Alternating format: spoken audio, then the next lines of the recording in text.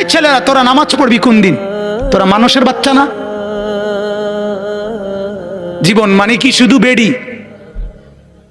হ্যাঁ, জীবন মানে শুধু বেডির পিছনে আড়ো না? জিন্দিগি মানে উলঙ্গ ছবি? হায় হায় হায়,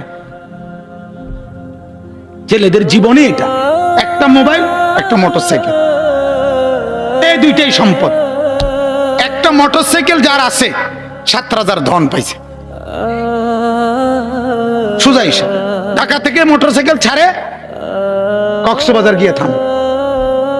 হ্যাঁ, প্রতিদিন রাতে, প্রতিদিন শত শত ছেলে মোটরসাইকেল চালায়। এজন্য ভাবা দরকার।